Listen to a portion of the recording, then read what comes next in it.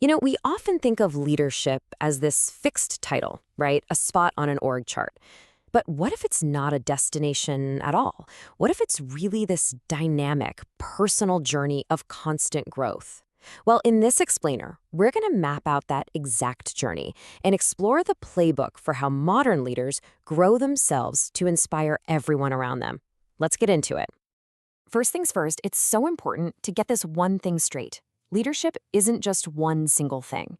This quote from Bernard Bass just nails it. There's no universal definition. And that tells us something absolutely crucial. Leadership isn't some rigid formula you follow. It's flexible, it's personal, and it's always, always evolving. So that brings us to chapter 1 of our journey, the new leadership playbook. We're going to look at the massive shift in what it even means to be a leader today, because let's be honest, the old rules, they just don't apply anymore. Just look at this contrast. It's like night and day. The old model was all about the hero leader, that one person at the top calling all the shots. But today's playbook, it's all about the leader as a facilitator. It's a huge shift from command and control to sharing power, from a rigid hierarchy to real collaboration, and from demanding everyone think the same to truly valuing diversity. This new playbook demands a totally different starting point. See, it's not about mastering others anymore. It's about mastering yourself. And that's our second chapter, leading from the inside out, where literally everything begins with deep self-awareness. At the very heart of self-awareness is your personality, the core of who you are, those traits that pretty much stay stable throughout your life. So why does this matter so much for a leader? Well, because understanding your unique makeup, your natural tendencies, what drives you, is the only way you can lead with real authenticity and build on your genuine strengths. So, the age-old question, right? Is personality something we're born with, or is it learned? Turns out, the science says it's both. The concept is nature times nurture. Think of it like this. Your genes, they provide the basic blueprint for the house, but it's your environment and all your experiences that actually build the structure. You can't have one without the other. And here's how that actually plays out. On one side, you have these traits that are more innate, things like your natural energy level or how well you tolerate stress. And on the other, you've got skills you can learn. But check out the connection here. Your innate stress tolerance, that's the foundation for learning how to manage your stress. Your natural intelligence is the platform for learning how to use positive influence. You don't just pick one, you build on the foundation you were born with.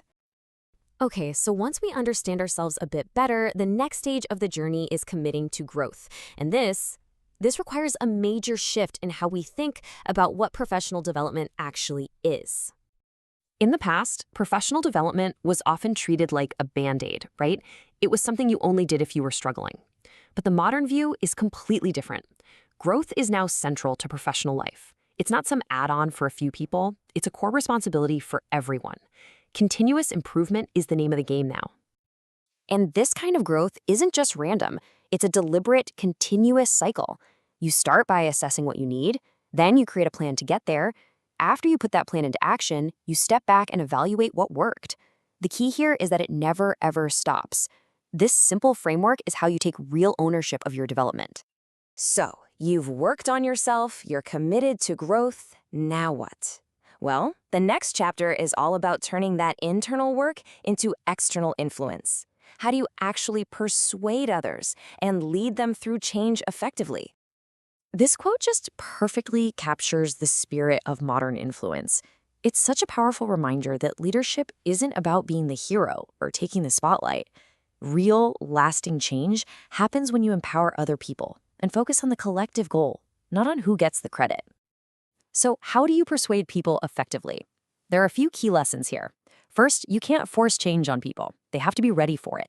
And you've got to meet them where they are by connecting to their interests, not just yours. And maybe most importantly, you have to be patient. Real change is a marathon, not a sprint, and it takes constant perseverance. From influencing individuals, our journey now expands to its widest scope, building powerful partnerships to tackle the big, messy, complex challenges that no single person or group could ever solve alone. These powerful partnerships don't just appear out of nowhere. They evolve through these really distinct stages. It usually starts with simple networking. From there, it can grow into coordinating activities, then cooperating by sharing resources. But the ultimate goal, the top of the mountain, is true collaboration, a deep, sustained commitment to a shared mission. And this is what it looks like in practice. To tackle huge challenges like improving public health, no single group can do it alone. You need this incredible interplay between communities, government, and other organizations. When they all contribute their unique strengths, they form a system where the whole is so much greater than the sum of its parts. But of course, bringing all these different groups together isn't always smooth sailing. It's pretty much inevitable that passionate people with different perspectives are going to disagree sometimes. So what do you do then? The key is to manage conflict constructively. A few ground rules can make a world of difference. First, frame it as our problem to solve, not your fault. Next, really listen with empathy, not just to cook up your response. And this is a big one. Remember to challenge the idea, not the person. The goal is always to resolve the issue while keeping the relationship intact. We've covered a lot of ground on this journey, haven't we? We've gone from the inner world of self-awareness all the way to the outer world of complex partnerships. Now, let's bring it all back home, to you. The leader's growth journey really follows this clear path. It starts with that internal work of truly knowing yourself. It's fueled by a deep commitment to continuous learning. It's expressed through your ability to influence others with empathy, and its ultimate impact, that comes from building collaborations that can achieve things you could never, ever do alone. And that brings us to the end of our explainer. But really, it's the beginning of a question for you. Now that you've seen the map of this journey, where do you go from here? What's the next chapter in your own leadership story?